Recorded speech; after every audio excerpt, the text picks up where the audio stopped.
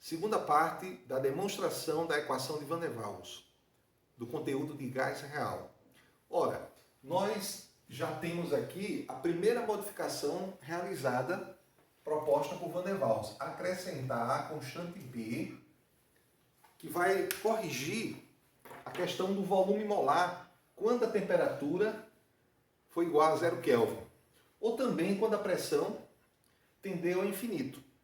Então, esta primeira correção, ela também corrige que se a pressão ela tende ao infinito, pela lei dos gases ideais, ou seja, quando nós temos aqui a lei dos gases ideais, a pressão tendendo ao infinito, o volume molar tenderia a zero. Isso não acontece.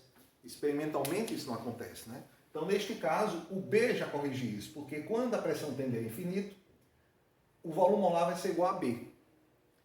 Então, neste caso, precisamos testar se essa primeira modificação, proposta por Van der Waals na sua tese de doutorado, 1873, se corrige, se apresenta resultados satisfatórios para resultados experimentais, ou seja, se ela consegue representar os resultados experimentais. E aí, quais são os resultados experimentais que naquela época se tinha?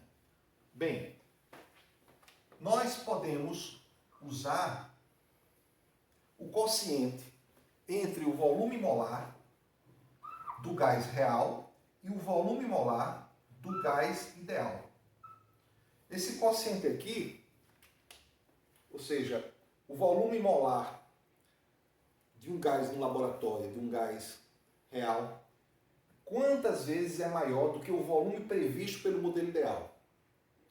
Será que é 1,2 vezes maior? Ou seja, esse Z que representa esse quociente aqui seria igual a 1,2? Será que esse Z pode ser um número menor que 1?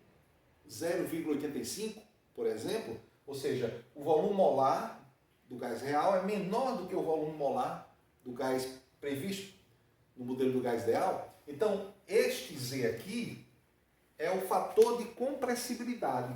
A relação que existe entre os dois volumes é o fator de compressibilidade. E esse fator de compressibilidade pode nos ajudar a avaliar a primeira modificação proposta por Van der Waals do modelo ideal.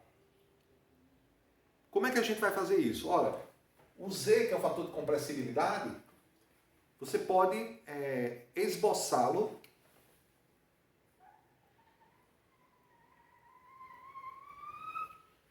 com a pressão. Então, o fator de compressibilidade, aqui no eixo das ordenadas, e aqui podemos usar a pressão, e nós podemos avaliar alguns gases, por exemplo, o gás hidrogênio, nós podemos avaliar o gás de nitrogênio, nós podemos avaliar o gás metano, amônia, CO2, e avaliar o comportamento de Z com relação à pressão, já que o fator de compressibilidade, nós vamos perceber, o fator de compressibilidade é função tanto da pressão quanto da temperatura. Tá? Então, o fator de compressibilidade, nós vamos perceber, até pelos resultados experimentais que nós vamos apresentar aqui, nesta aula e nas próximas aulas, que é função da pressão e da temperatura. Nesta primeira representação, nós vamos manter a temperatura constante. Por exemplo, vamos usar aqui a temperatura igual a 298, ou melhor, corrigindo aqui, 273,15 Kelvin. Tá? Ou seja, 0 graus Celsius. Nesta temperatura constante, tá? Z é função da pressão e da temperatura. Vou manter a temperatura constante. Então agora eu vou ter o comportamento do fator de compressibilidade de alguns gases em função apenas da pressão. Primeira coisa importante, Esses dois volumes aqui, eles podem ser iguais. Eles podem ser iguais. Quando é que o volume molar do gás real é igual ao volume molar do gás ideal? Quando o gás real tem comportamento ideal. E quando os dois são iguais, o Z é quanto? 1. Então, eu vou marcar aqui o número 1. Então, quando é que o Z vai ser igual a 1? Quando o gás real tem comportamento ideal. Eu posso dizer que Z é igual a 1 para o comportamento ideal, ou também eu posso dizer que o Z é igual a 1, né, para o gás ideal. Mas como nós estamos estudando os gases reais, eu vou dizer que o Z é igual a 1 quando um gás real tem comportamento ideal. Lembrando que o B, que foi acrescentado aqui nessa primeira modificação, tem um significado físico. Na primeira aula, eu mostro que o B está associado ao tamanho da molécula, está associado a um tamanho finito para as moléculas.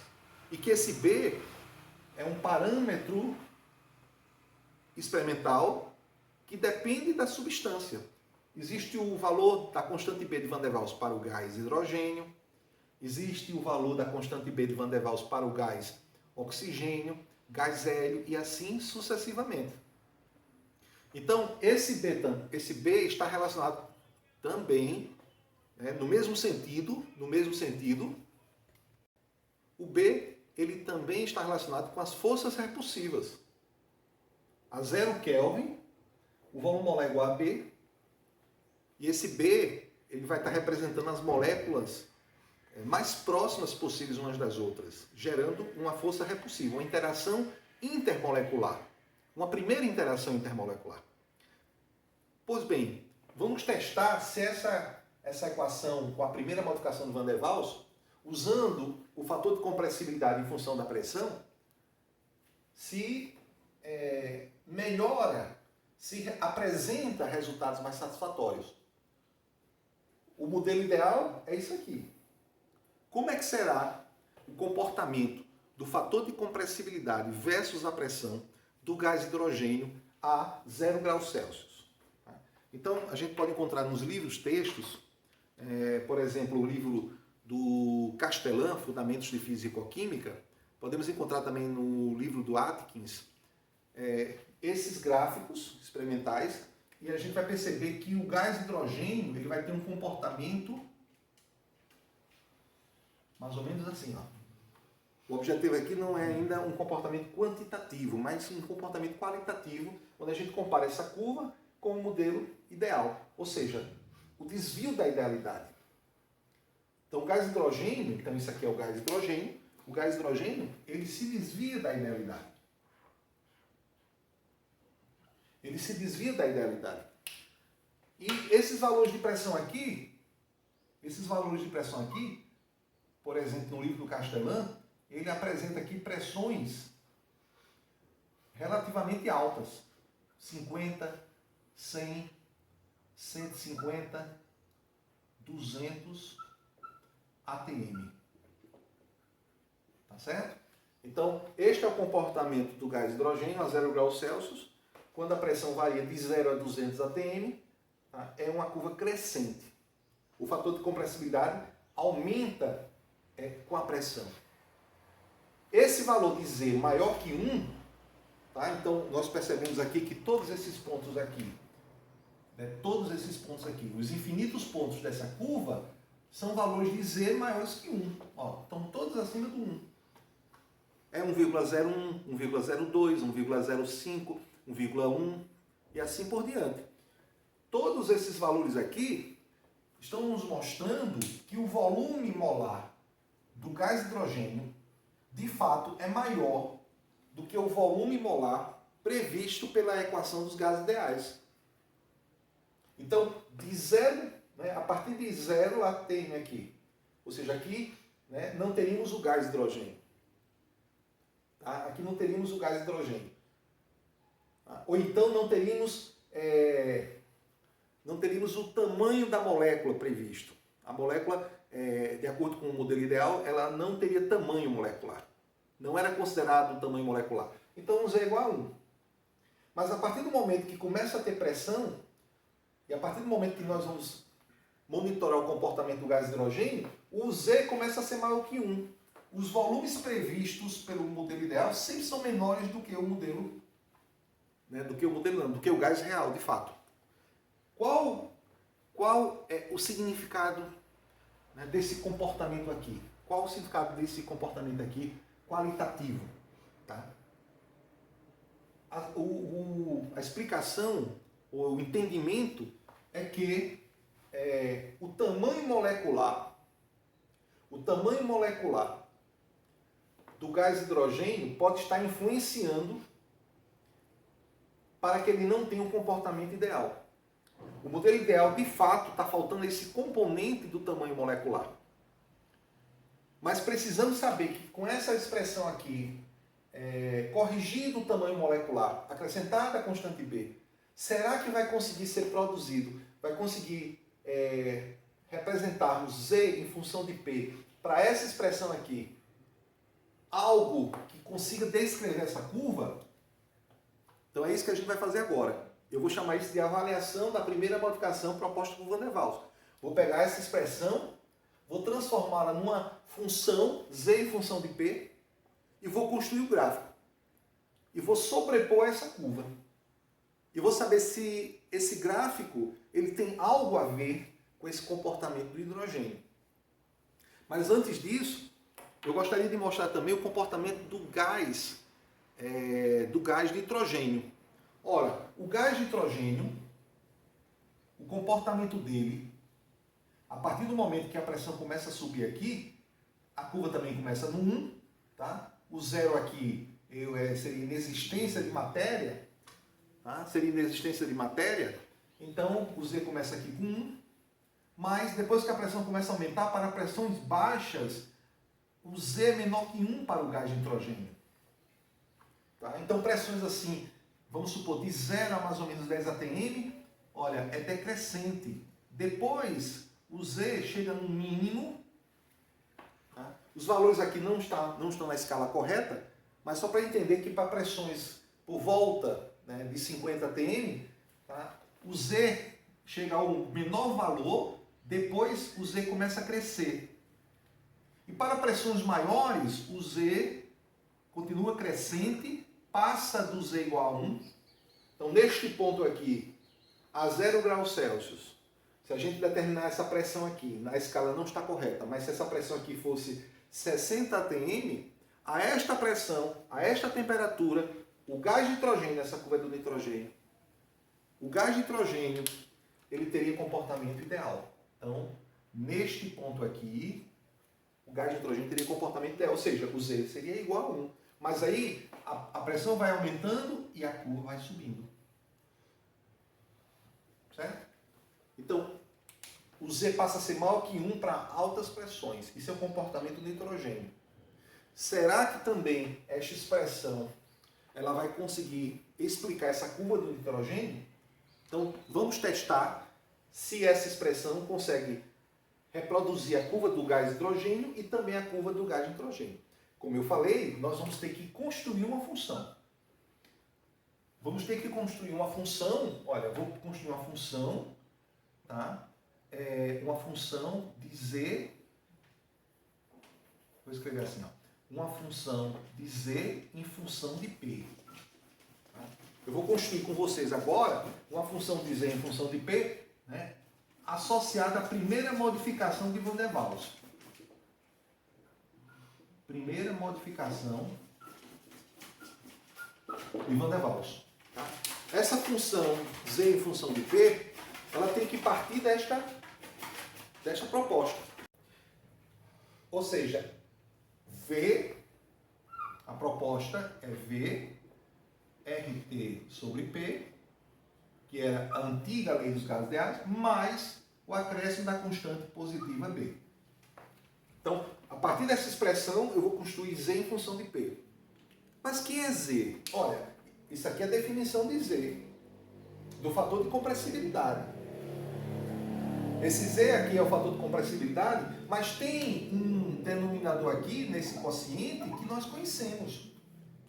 Quem é o volume molar ideal? Ora, nós sabemos que pressão vezes volume molar é igual a RT. Nós já sabemos que a equação do gás ideal, escrita apenas com parâmetros intensivos, é essa expressão aqui. E este volume aqui é nada mais nada menos que o volume molar ideal que nós chamamos aqui. Então, este valor aqui eu posso tirar dessa expressão. O volume molar ideal é igual a RT sobre P. Vocês concordam que o volume molar ideal sendo RT sobre P, eu posso substituir aqui. E aí eu vou encontrar um valor de Z que vai me ajudar a escrever essa função. Que valor de Z é este? Tá? Vamos fazer aqui, ó. Então, vou substituir, ó. Z, fator de compressibilidade, é o volume molar ideal sobre...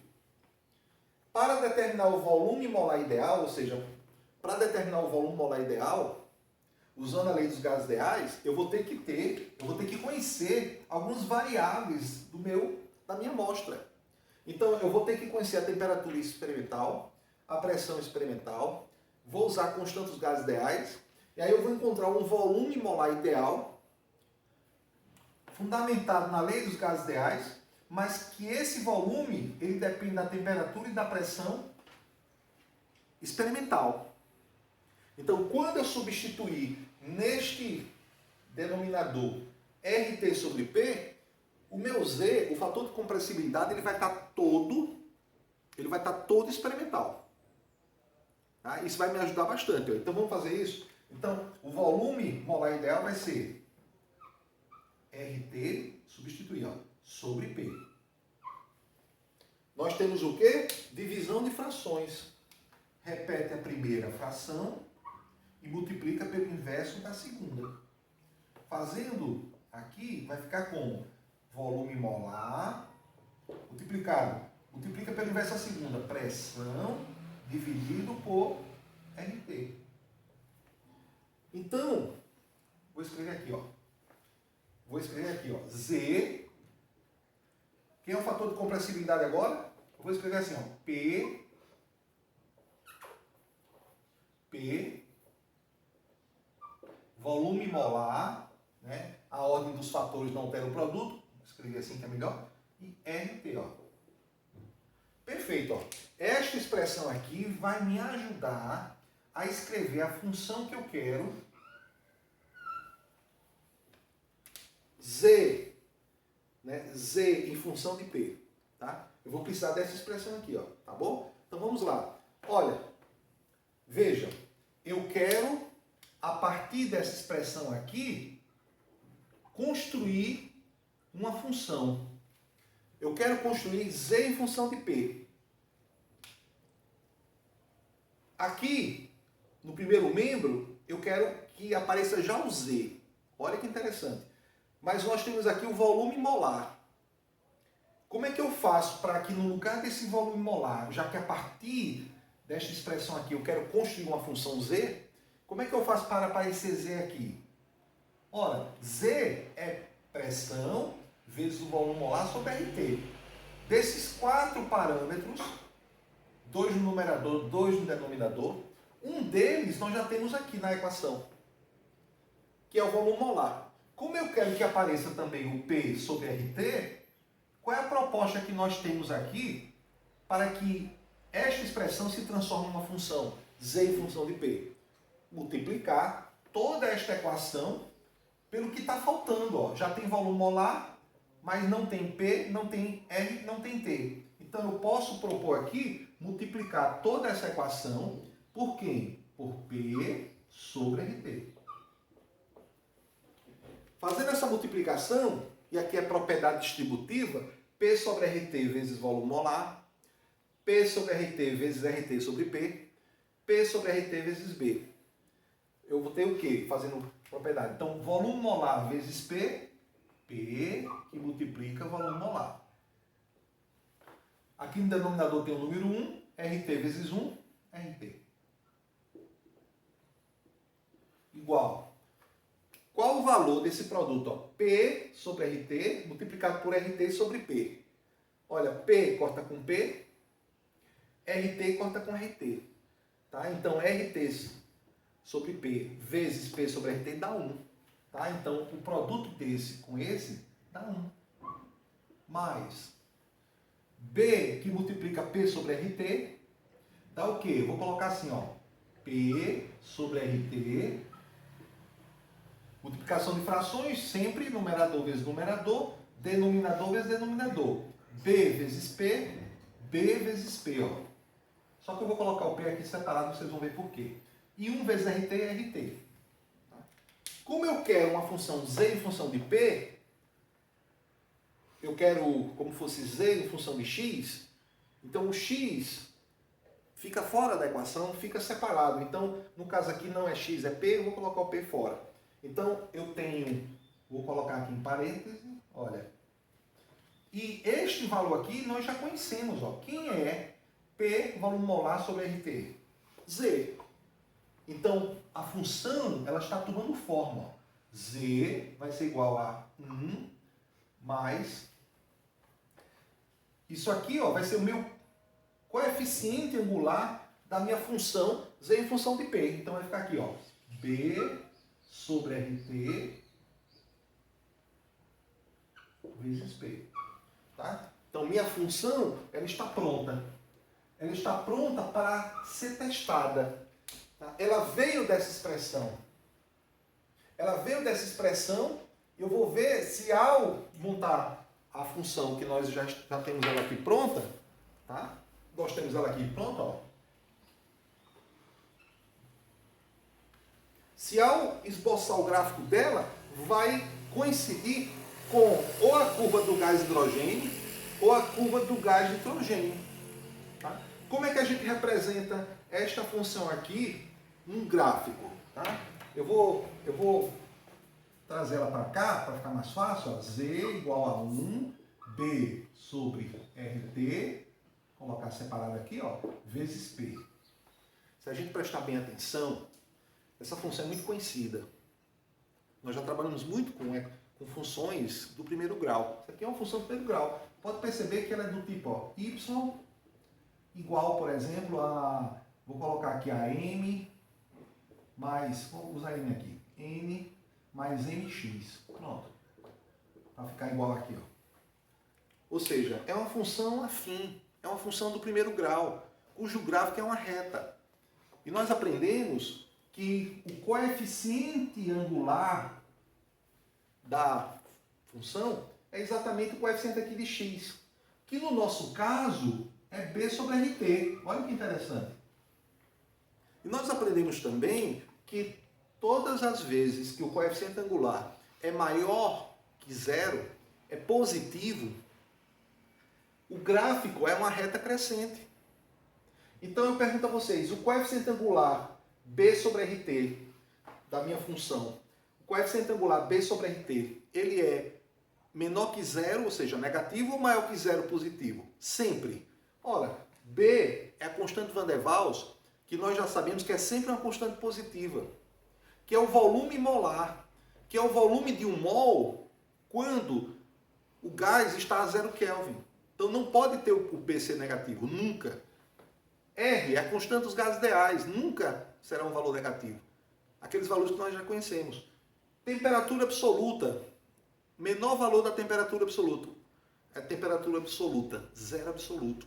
Então T nunca será negativo também. Então positivo, positivo, positivo, positivo dividido por positivo dá positivo. Então sempre, sempre, este quociente é positivo. O coeficiente angular é positivo. Então a reta aqui é crescente. E esta reta, ela parte de onde? Ou melhor dizendo, qual é o coeficiente linear dela? O coeficiente linear dela é dado pelo N. Ó, tá? Então este valor é o coeficiente linear, que se for maior que zero e a reta é crescente, e este aqui é o coeficiente linear, tá? Que é o ponto no eixo das ordenadas que acontece a interseção entre a reta e o eixo. Tá? Então, fazendo aqui uma previsão aqui, ó, quando eu tenho um gráfico y, x, tá? Aqui é crescente, então já sei que vai ser uma reta crescente. E ela intercepta, vai ser crescente, ó. Ela intercepta o eixo das ordenadas aonde? Aqui, ó. E este ponto aqui é o coeficiente linear, que neste caso aqui seria o n. No caso da fisicoquímica, no caso do fator de compressibilidade, o fator aqui, ó, o coeficiente linear, melhor dizendo, é 1. Então eu já sei que vai ser uma reta crescente que vai passar pelo 1. Tá? Então esta reta, ela vai ser crescente e vai passar pelo 1. Ó.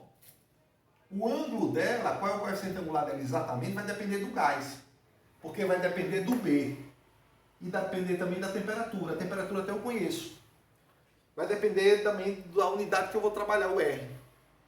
E o volume molar, consequentemente, né, a 0 Kelvin, que é o B.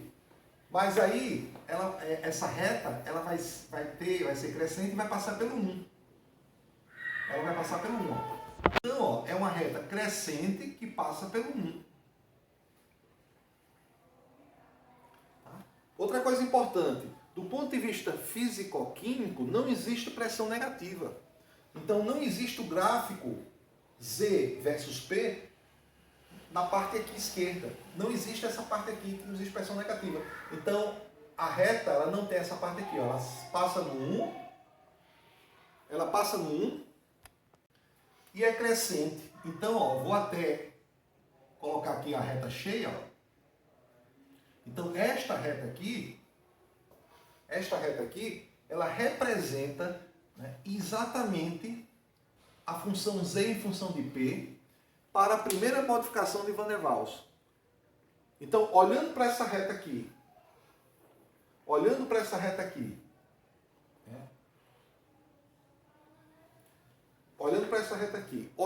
o comportamento do gás hidrogênio, observando o comportamento do gás nitrogênio, a primeira modificação proposta por Van der Waals corrigiu alguma coisa? Melhorou algum resultado? Na verdade, a gente percebe que quanto ao gás nitrogênio, o resultado não foi muito legal.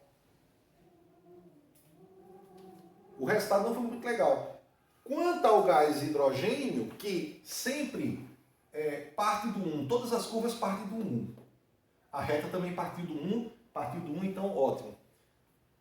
Mas o hidrogênio, para qualquer pressão a esta temperatura, o hidrogênio sempre apresenta valores maiores que 1. E a reta apresentou também esse valor.